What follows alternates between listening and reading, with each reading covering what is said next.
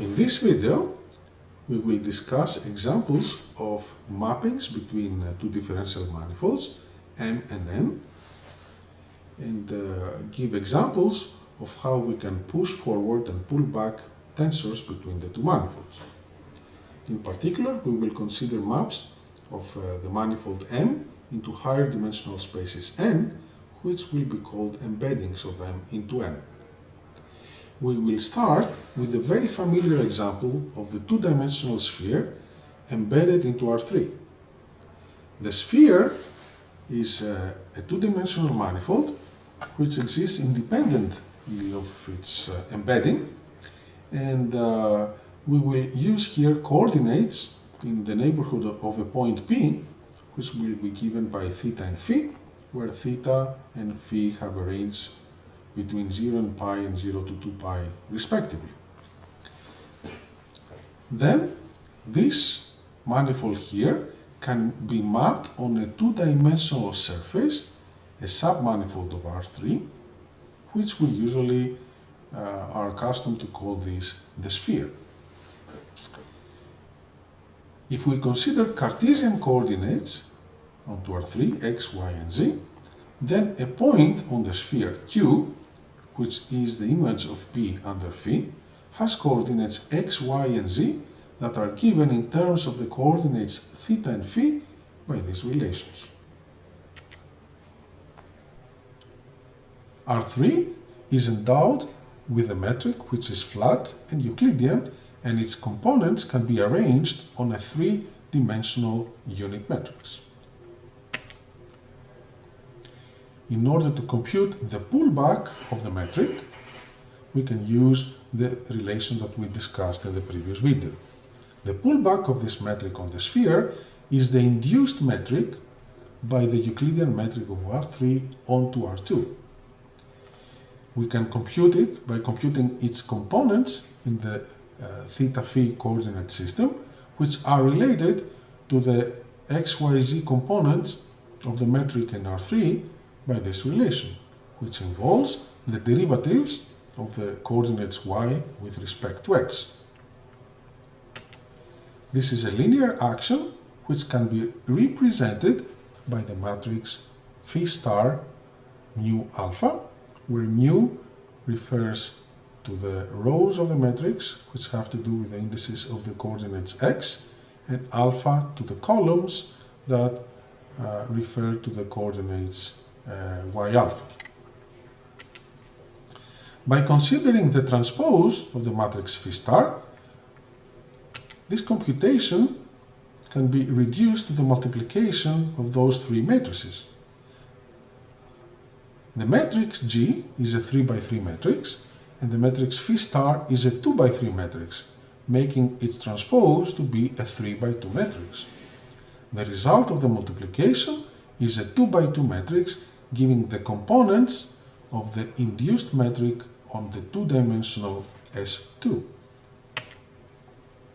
So let's start the computation. We have to arrange the derivatives in the correct order in the matrix phi star.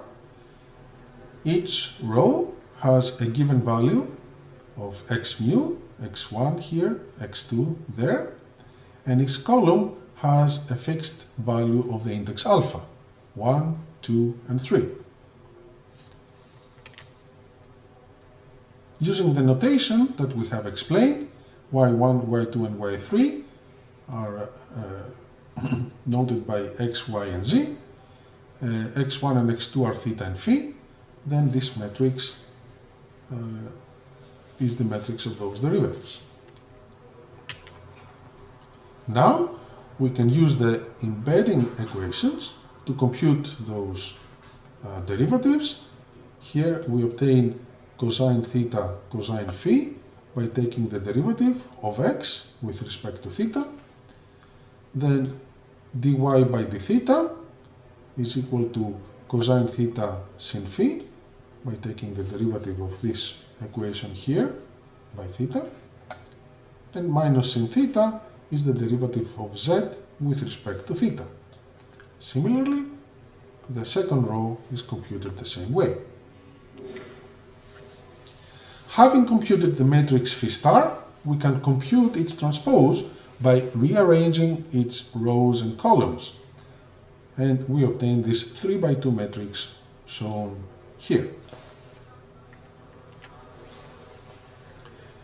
We are now to do the computation of the components of the pullback metric. We have to multiply those three matrices, but in our case, the matrix G is nothing but the unit 3×3 matrix, so we actually have to compute only one multiplication of phi star by its transpose. So the computation can be done the usual way by multiplying rows and columns of the two matrices. And the final result is shown here, where in order for it to fit on the screen, I have made these abbreviations. Cosine theta is written as c theta, sine theta as s theta, and similarly for cosine phi and sine phi. This expression can be greatly simplified by using the fact that cosine squared and sine squared is equal to 1. We take out the common factors here, so we apply the formula twice here. Cosine phi squared and sine phi squared gives 1, and leaves the common factor cosine squared theta, which when added to sine squared theta will give us an overall 1 for the 1,1 matrix element. The 2,2 matrix element can be computed similarly by taking sine theta squared as a common factor and noting that cosine squared phi and sine squared phi is equal to 1. The off-diagonal elements vanish because those terms are the same but with opposite sign. The final result is this diagonal matrix shown here. It has a non-trivial element that depends on theta and a 1 in the top left part of the matrix. So, having the components of the pullback metric, we can write the line element of this metric on the sphere, which is written here. We denote this by d omega square, and we will soon see that it appears in many metrics that have spherical symmetry, and we use theta and phi as coordinates. Let's now consider the push forward of a vector on S2. If V is a vector whose components with respect to the coordinate vectors d theta and d phi are v theta and v phi respectively, we can compute the pushed forward vector by computing its components, which we will denote by wx, wy, and wz. We use now this relation here, which relates the components v mu to the components w alpha.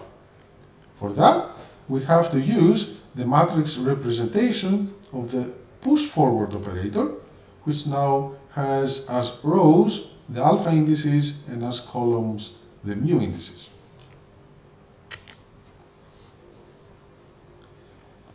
Then, if we expand this relation for each component here, wx is given by the derivative of x with respect to theta times v theta, plus the derivative of x with respect to phi times v phi. The derivatives dx by d theta and dx by d phi can easily be computed from this relation here and are found to be cosine theta cosine phi and minus sine theta sine phi.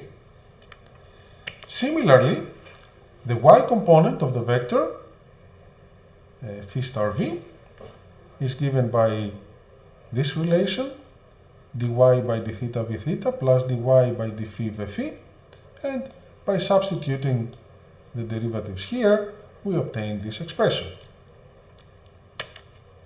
Finally, the z component is computed by a similar equation and is found to be equal to minus sin theta times v theta. Let's apply this relation to a special case let's consider the coordinate vectors d theta and d phi, whose components in the theta phi coordinate system are trivial. They are 1, 0 and 0, 1 respectively. So we will substitute those values into v theta and v phi and compute their components of their the pushed forward vectors. So the x component of the pushed forward vector d theta is just this term here. V theta is equal to 1 in this case. The y component is cosine theta sin phi. V theta is equal to 0 and v theta is equal to 1 and v phi is equal to 0. And the z component is minus sin theta here. And similarly, the x and y and z components of the pushed forward vector d phi are those terms here, minus sin theta, sin phi, sin theta cos phi, and 0. Because in this case, these terms are absent. The theta component of d phi is 0, and this term is equal to 1, this v phi is equal to 1, because the phi component of d phi is equal to 1. So, let's look at this cartoon here that gives us a geometric representation of those pushed forward vectors. When we actually draw a sphere in 3 dimensions and we draw the vectors e theta and e phi, we are actually drawing the pushed forward vectors phi star theta and phi star phi. Let's move on to another example. Let's consider the 2-dimensional torus embedded into R3. The torus is a 2-dimensional manifold which can be represented as a rectangle where we identify the left and right sides and its bottom and top sides. A neighborhood of the point P can have coordinates u and v whose range are between 0 and 2 pi. In R3, we choose coordinates x, y, and z, and then we can map the torus here into this familiar donut-like shape by doing some simple geometric computations. So let's consider here a plane. This is the z-axis, and this plane here cuts the torus on this circle, and this circle contains the point Q, the image of P. Notice that this circle here, and the horizontal manifold, is this line segment that extends from the left to the right. But the leftmost point of this line segment and the rightmost point of that line segment are identified.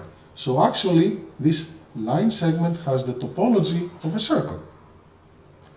Similarly, these nice circles here, shown on this donut, correspond to lines that are drawn here. So let's compute the transformation between the components u and v to x, y, and z. Now let's see a cross-section of this circle that goes through the point Q. Its center is at distance r1 from the origin of the coordinate system. And we consider this angle v that is between this line here and the line segment starting from the center of the circle and ending at the point Q. We also consider another angle variable, which we will call u, that is the angle between this line here that contains the center of the circle and the x-axis. So, in order to compute the x, y, and z coordinates of the point Q, all we have to do is to project this R1 plus R2 cosine V onto the x and y axis. Hence, here we obtain this cosine U and sine U. And the z component is nothing but the height of the point Q with respect to the xy plane, which is equal to R2 times sine V.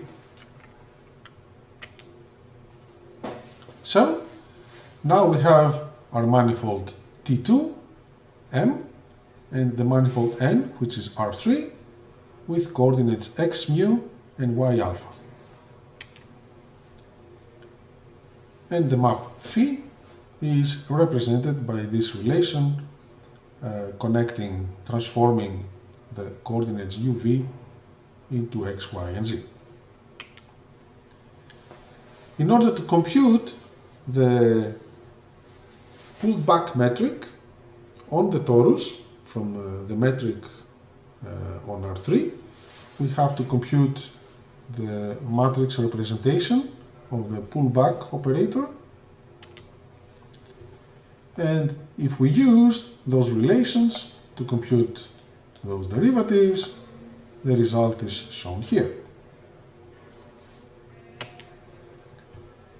The metric in R3 is taken to be Euclidean, and the components can be arranged on the unit 3×3 matrix.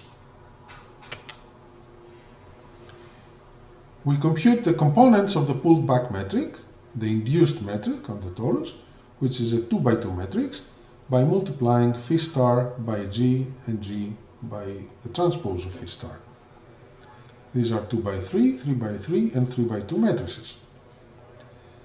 Again, the matrix G is the unit matrix, so all we have to do is to multiply this matrix with its transpose. The result of this multiplication is this diagonal matrix, which gives us the components of the induced metric. The line element of the induced metric is given by this relation and measures distances on the torus the same way that they are measured on the donut that exists in R3. So, although this calculation is not very hard, we will use Mathematica to do it so that we can familiarize ourselves with such computations using Mathematica and apply them later to more complicated situations. So this is a Mathematica notebook. Let's remind you some of the preliminaries about using Mathematica. And one thing here that I will use a lot is to use special characters to make the expressions more nice looking. And expressions in Mathematica using special characters can be inserted by simply using the keyboard and not having to use the palettes. So, for example, if we want to write a phi somewhere in some cell, we press the key escape. We see those three sandwich small lines here. Then we type F. You see here a reminder of what those characters will result to if I press another escape. So after typing F, I press escape again, and then this is substituted by 5. We will take a lot of derivatives, and I will use here the derivative operator, which can be inserted by pressing escape, PD for partial derivative, and escape again.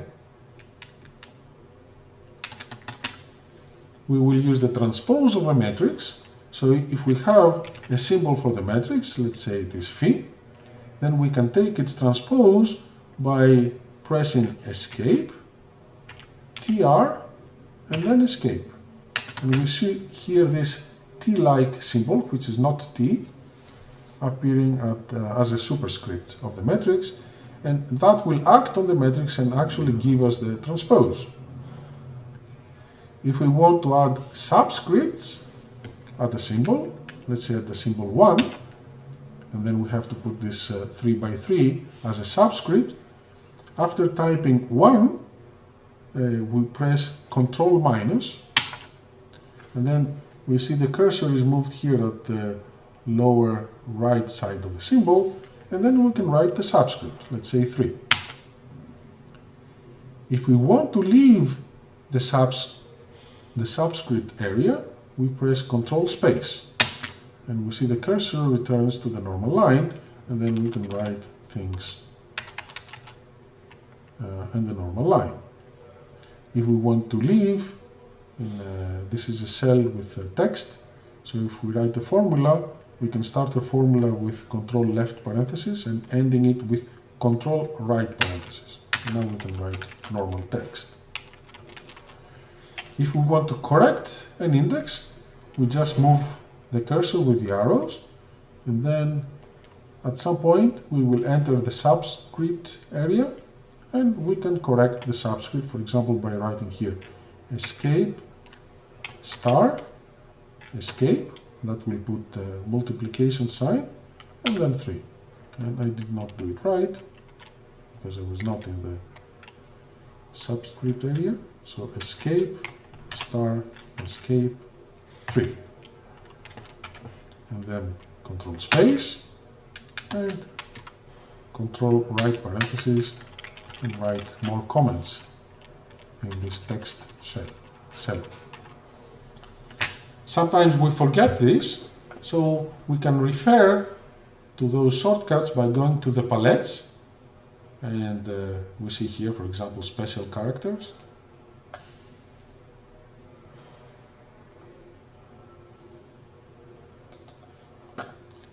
So when we find the special character that we want to insert, let's say the symbol for the real numbers, we can click on it and have it typed in the cell, or we can hover the mouse over the character and we can see the keyboard shortcut at the bottom right of this pop-up window. In this case, it says that in order to type this character, we have to press escape, DSR, and escape. So let's do it. Escape, DS, capital R, escape. Similarly, for mathematical symbols, we can go to the basic math assistant.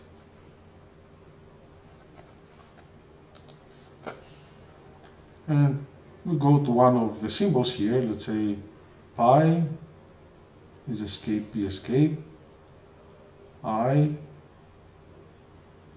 the imaginary unit, escape, I escape. If we want an integral, here is the symbol for the derivative, escape, PD escape.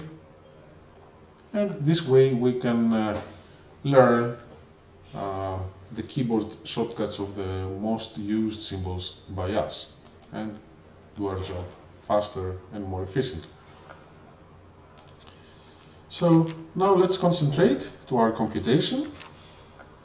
So we will write the equations by considering the notation where x1 will represent x, x2 will represent y, and x3 will represent z. So we go to a new cell and start typing the embedding equations. x1 of u whatever, v whatever. So notice at the definition of the function, the independent variables have this underscore after them, meaning that we can put there any expression, which in this assignment will be represented by U and V, R1 cosine U plus R2 cosine U cosine V. Now I put a semicolon because I want to write more function definitions in the same cell without leaving the cell. So I just press enter and I go to the next line. x2 u whatever v whatever is equal to r1 sine u plus r2 sine u cosine v, and x3 of whatever u and whatever v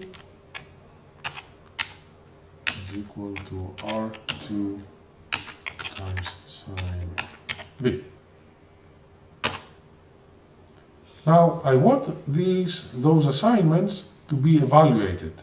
So if I want to evaluate the contents of a cell, I press Shift Enter. So now, if I write an expression that involves x1 and x2 and x3, this will be substituted by its definition. So here I'm writing a list, x1 of uv, x1, x2 of uv, etc., etc. So if I go here and press Shift Enter,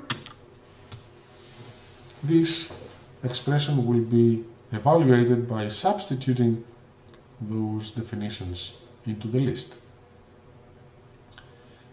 Now u and v are whatever, so we can have an expression and substitute here anything we like. For example, phi and theta.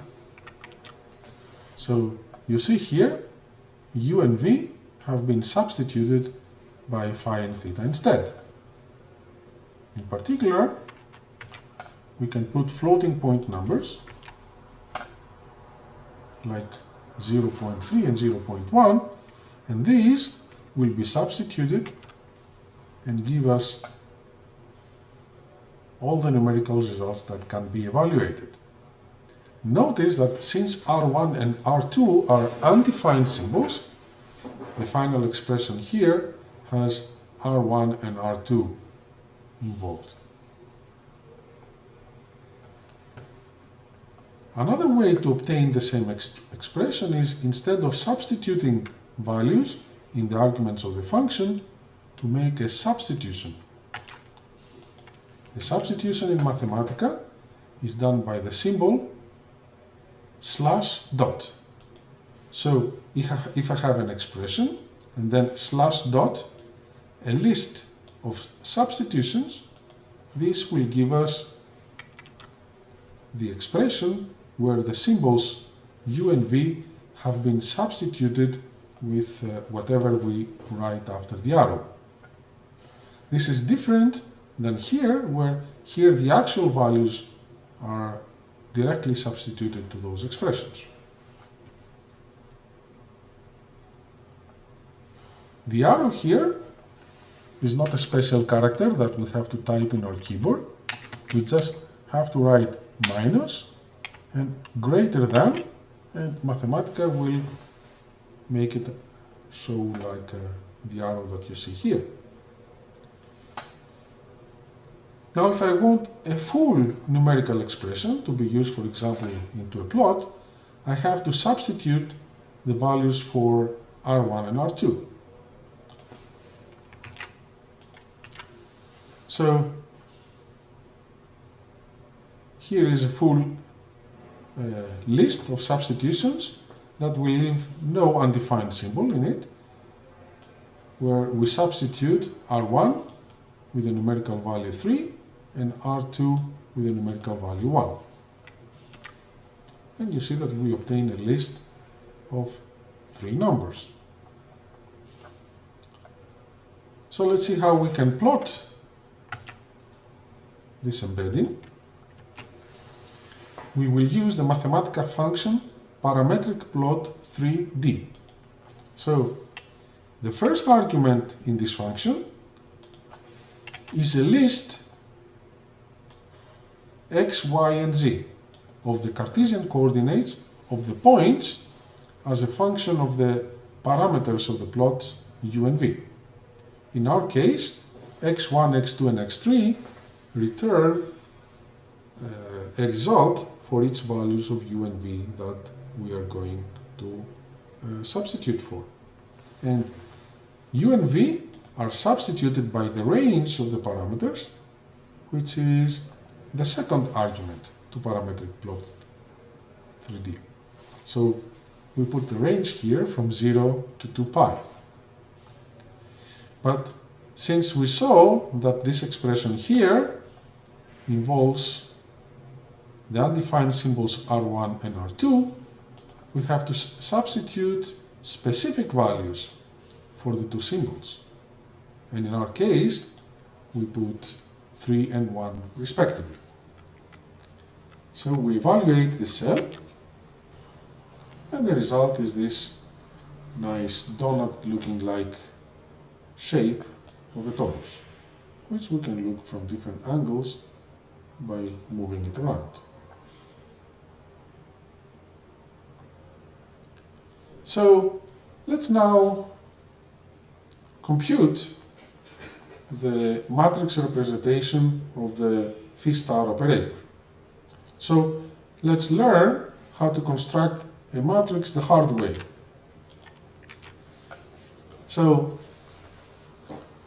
of course you can construct a matrix as a list, but here we will make it nice looking and compact in a cell to be able to read it easier.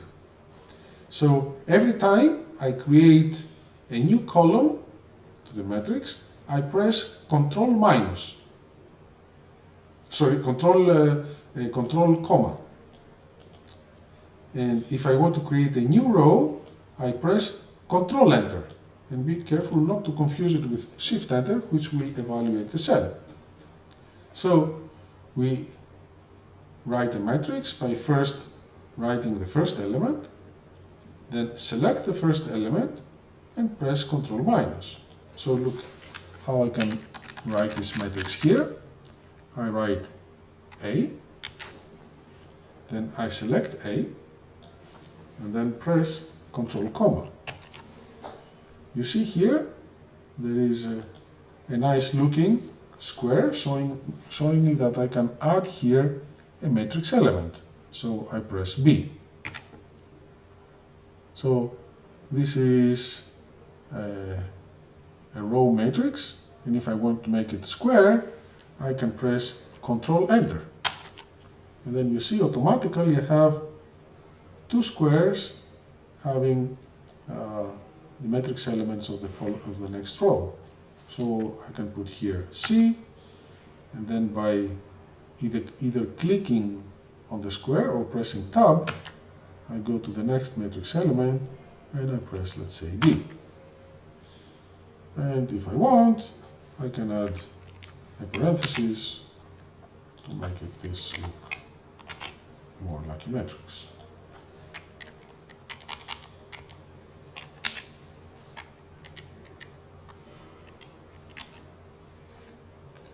Okay, so let's apply this method to construct the matrix phi star.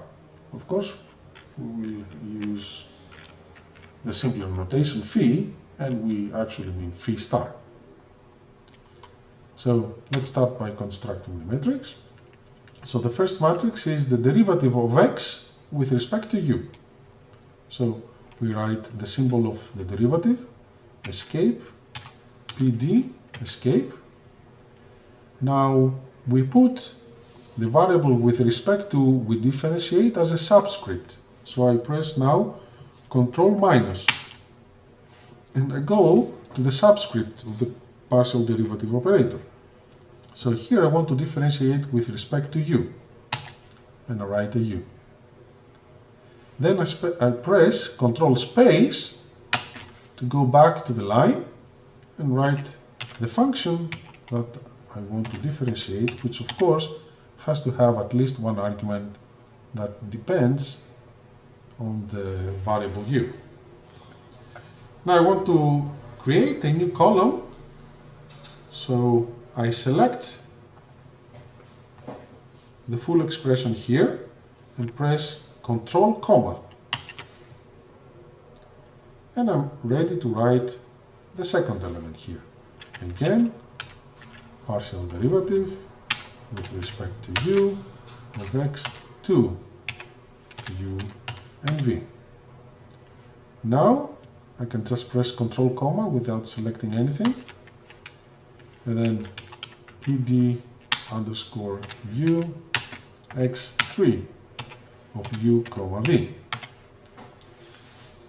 Now I want to add a row to this matrix, so I press Control Enter, and you see I get the next row, and I write here partial derivative with respect to v of x1 u comma v. Then I press Tab, partial derivative with respect to v of x2 u comma v. Tab, partial derivative with respect to v of x3 of u comma v. So, although it doesn't look very much like it right now, this is actually a matrix, and if I press Shift Enter to evaluate the cell, I will get the result. So I get the result as a list, and if I want to see it as a matrix, I have to apply the matrix form function.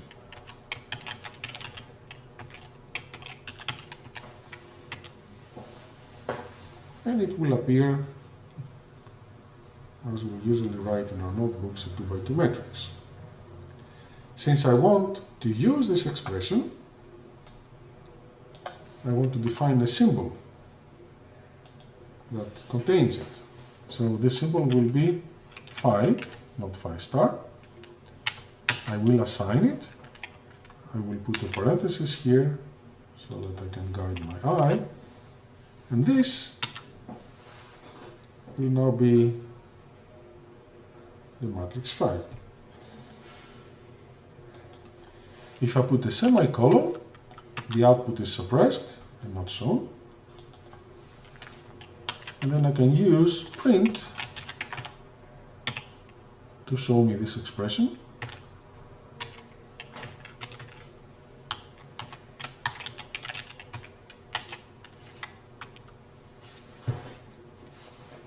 So far it seems like I have not gained much, but now, since I have defined phi,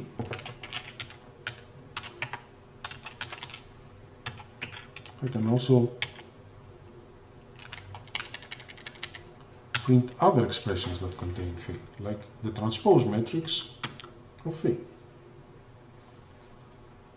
So, I also apply a matrix form here. And I have the two matrices here shown in a nice way, so that I can check the results. I can make it also even nicer looking by adding strings to be printed. So I can write here escape F. Then a superscript is with control carré, which in my keyboard is control 6. So I put a star here, control space to go to the line, equal.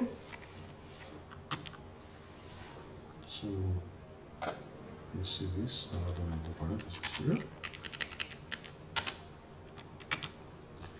So you see also this string is printed, and then the transpose of phi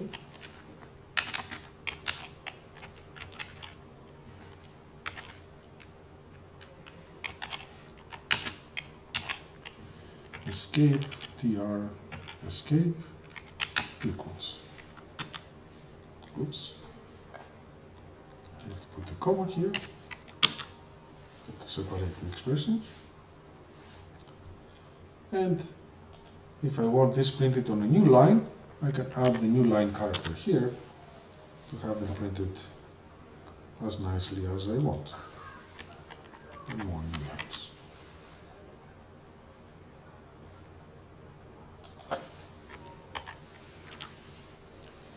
So this is my result, and now I am ready to compute the components of the pullback metric. So I remember here that the induced metric is given by multiplying phi star with its transpose. So G is the matrix multiplication of F, or phi, sorry, with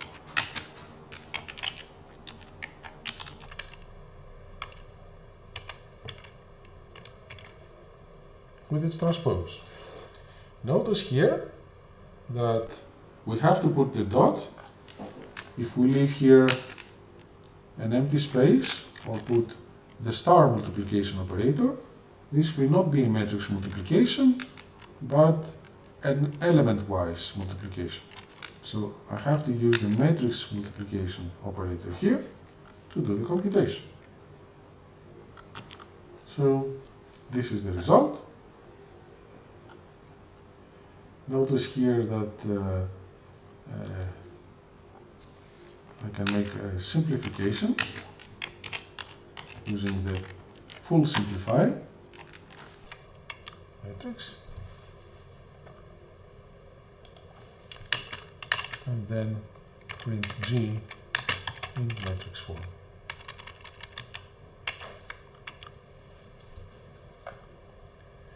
Now notice here that transpose phi can be also written equivalently as phi and then escape tr escape. The result is the same.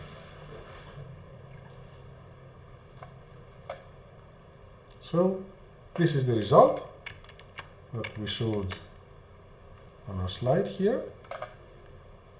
These are components of the torus, of the metric on the torus. So let's move on to another example, even simpler. Let's consider the cylinder embedded in a three-dimensional space. So the cylinder is a manifold that we obtain by considering a strip on the plane and identifying two sides that are located, for example, at u equals 0 and u equal 2 pi. So by this identification, this line here has the topology of the circle because this point and these points are the same. So if we consider Cartesian coordinates in R3 and we use this relation between the uv coordinates and the xyz coordinates, we obtain a surface in R3 that looks like our familiar cylinder. In order to compute the induced metric on this manifold, from the metric in R3, we will compute the matrix representation of the pullback operator, given by this expression, and the derivatives can be easily computed and found to be these expressions here. The components of the pullback metric can similarly be computed by the matrix product of phi star and its transpose. The result will be a diagonal matrix here, which gives us the line element on the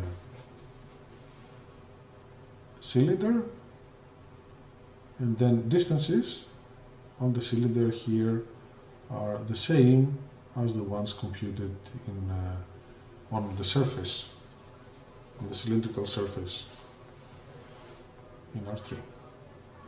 So let's continue our little game with the cylinder, with Mathematica.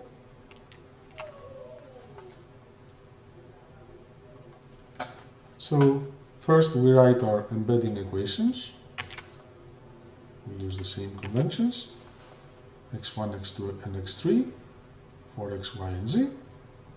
R is now the symbol for the radius of the circle, of the cylinder. We can see how the cylinder looks like to check that everything has been done correctly. Notice also that here we take R to be equal to 1. And this is a nice looking cylinder in R3.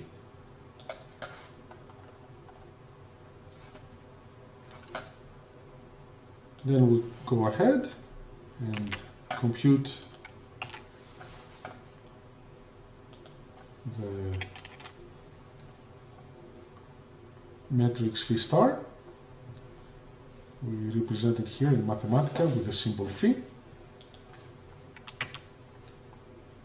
And you see here the results. This is the 2 by 3 matrix phi star and the 3 by 2 matrix transpose of phi star.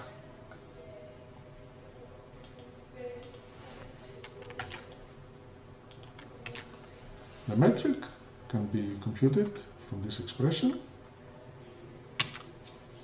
and is found to be the same as the result that I showed you on the transparencies.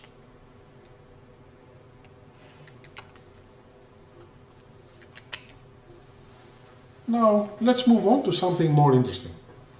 Let's consider the four-dimensional de Sitter space.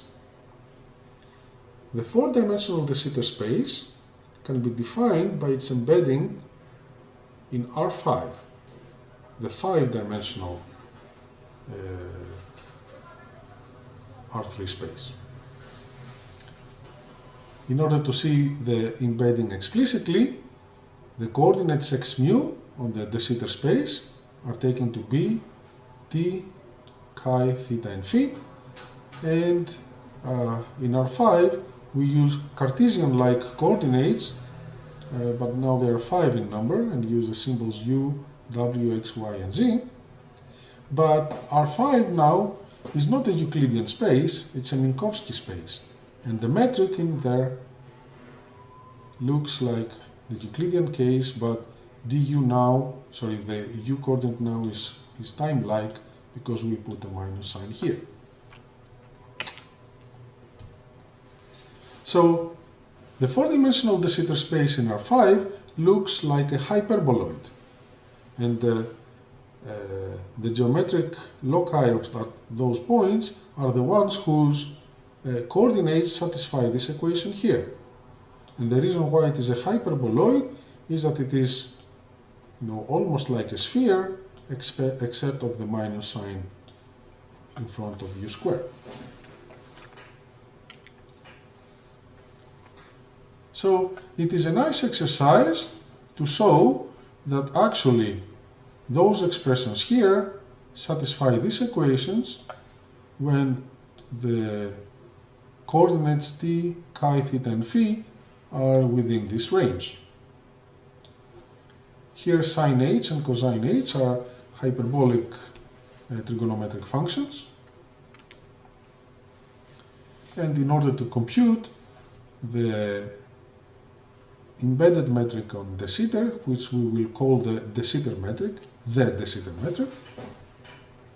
we have to compute again the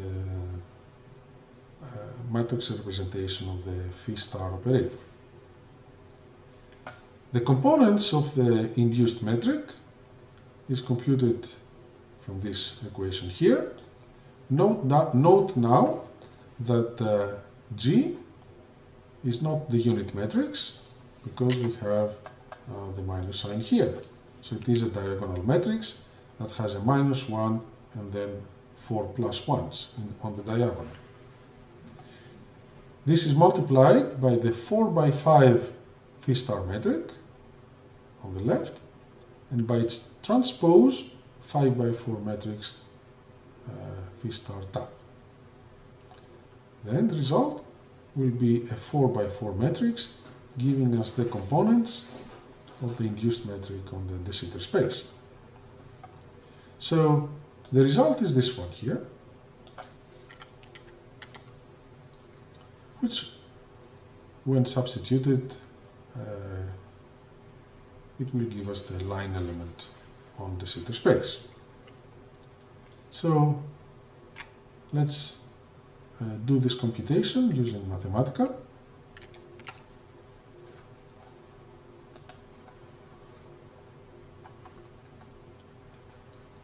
So we will start with the embedding equations. We will use the notation x1 through x5 to mean the coordinates u, w, x, y, and z.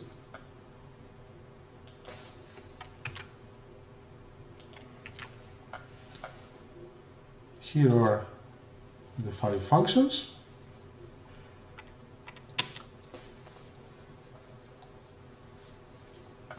R is an unspecified symbol, and we can check that those equations indeed satisfy the equation of the hyperboloid. So you see, minus x1 square plus x2 square plus x3 square plus x4 square plus x5 square gives us as a result r square.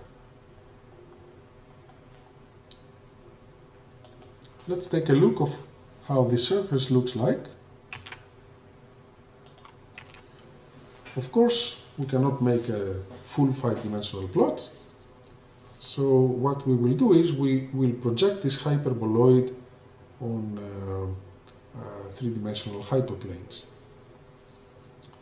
So first, we will start by showing how this hyperboloid evolves with the so-called time t.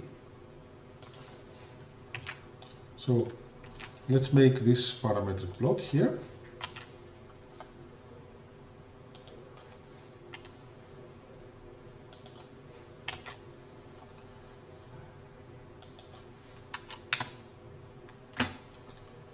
So we will plot only u, w, and x.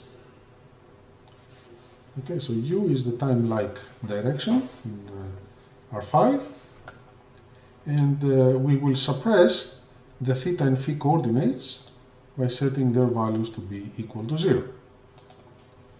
We will also set the parameter r to be equal to 1, and the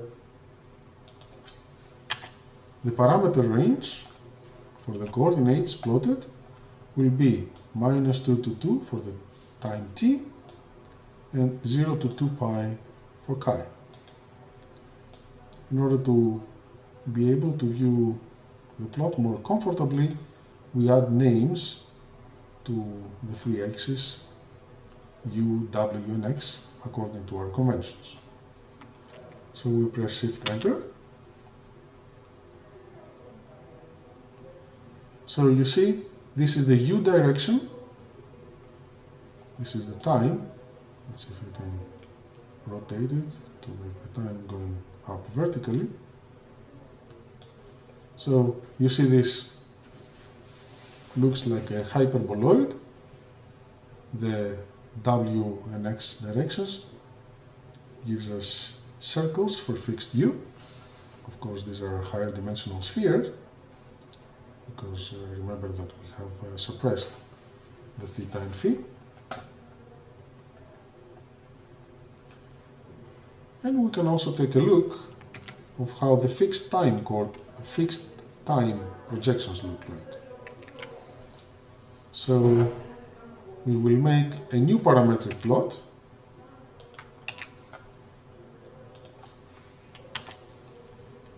Now we will plot W, X, and Y. And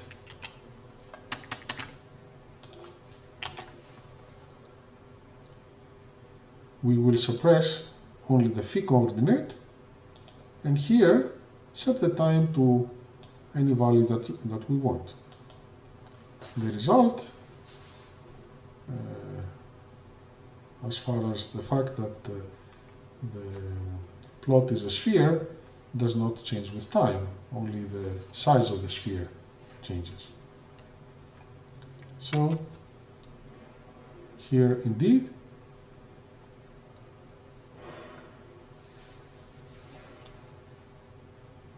so we have here the coordinate labels. W is here, and we have Y and X.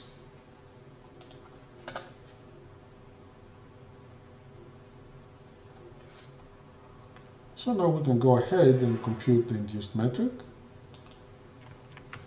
by first computing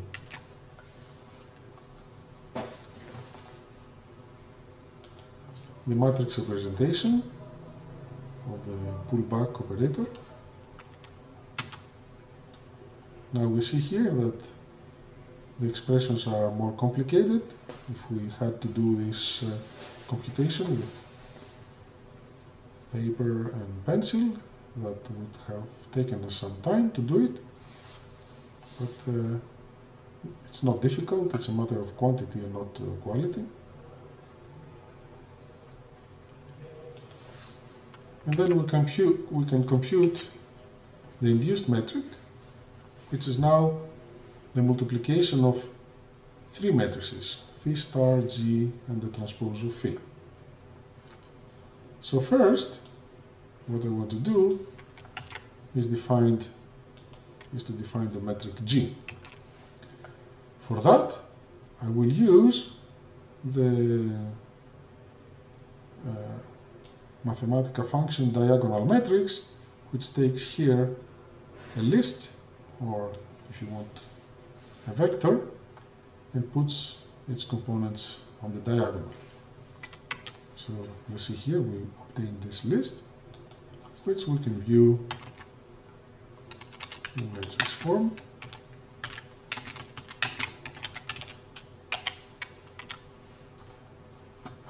And we see that this is the diagonal matrix with entries -1, 1, 1, 1, 1, 1.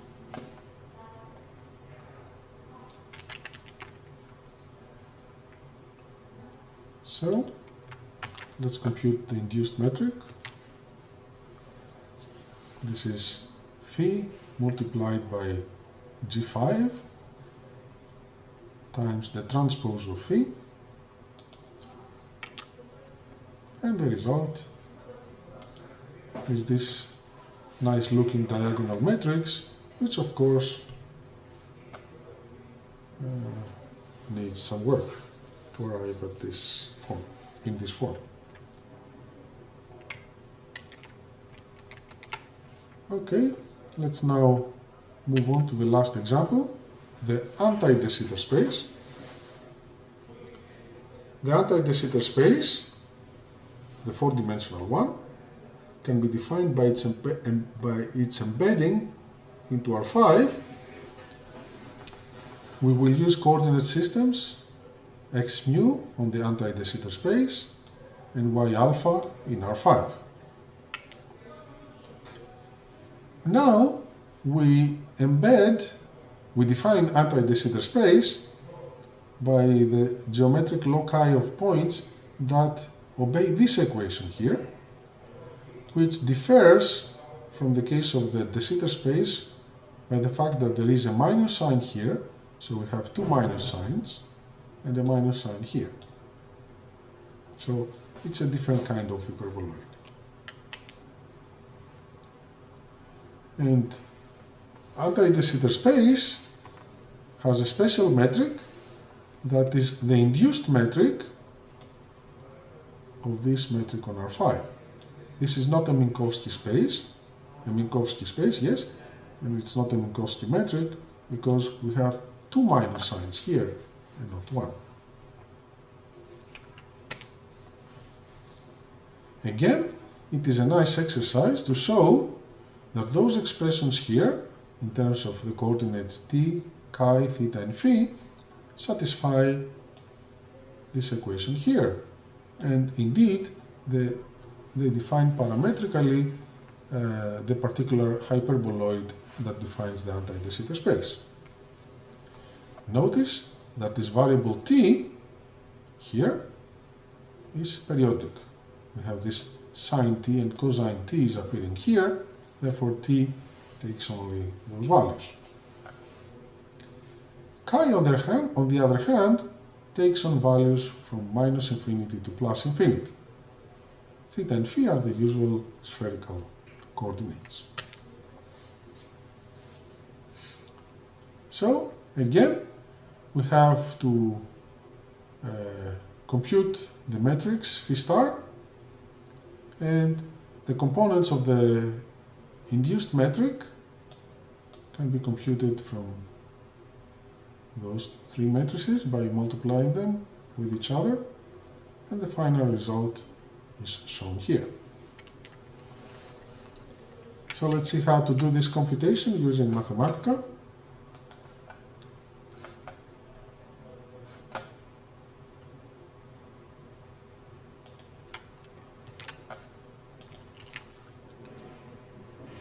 This is not 2 anymore. Notations.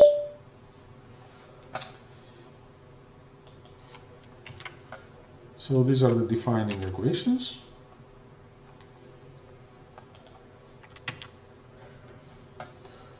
And we can check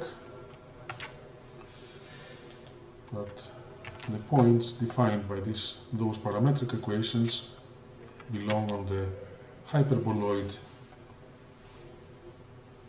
that we showed on the slides. Minus x1 square, minus x2 square, plus x3 square, plus x4 square, plus x5 square now gives us minus r squared. Let's see how this space looks like by looking at special projections. So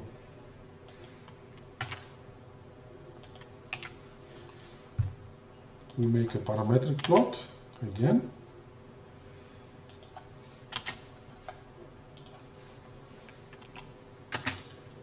And first we plot u, w and x by suppressing the theta and phi coordinates.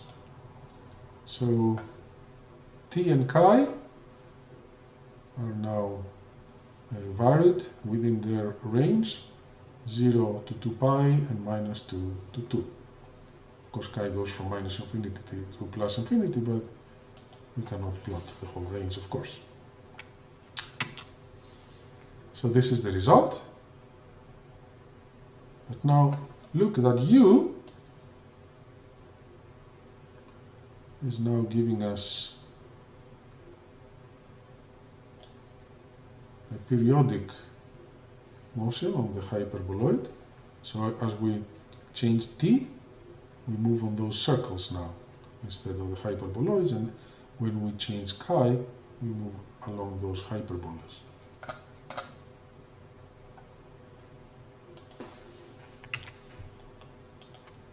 So now the fixed t surfaces look like this.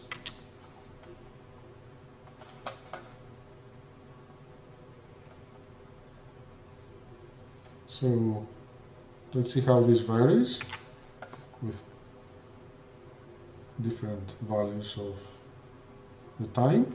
So you see this is the t equals 0 plot. So we use the function manipulate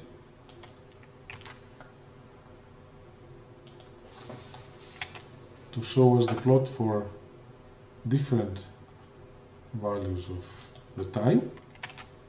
So you see now that we make in this expression here, we make the value of time a varying parameter t, which varies between 0 and 2 pi, and in the plot here instead of substituting t with a given number, let's say 0, we substitute it with the varying value given by the range here.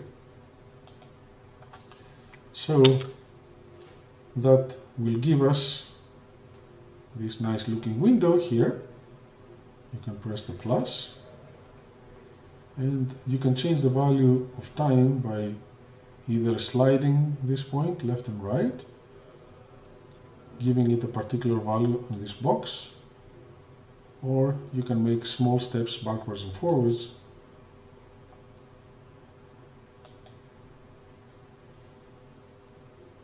as Mathematica chooses. So you see the value of t is here in this box.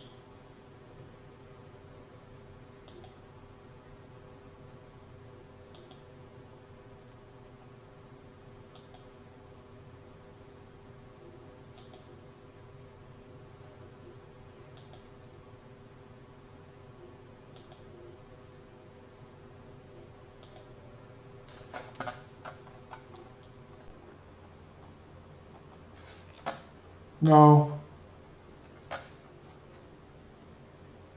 again, the fixed time and chi surfaces are spheres. So we can see this from this plot where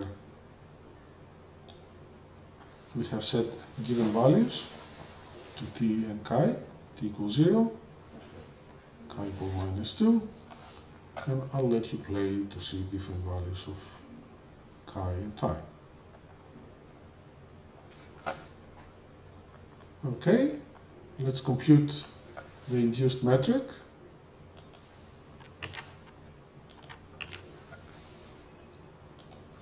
This is the phi star representation. You can see it here.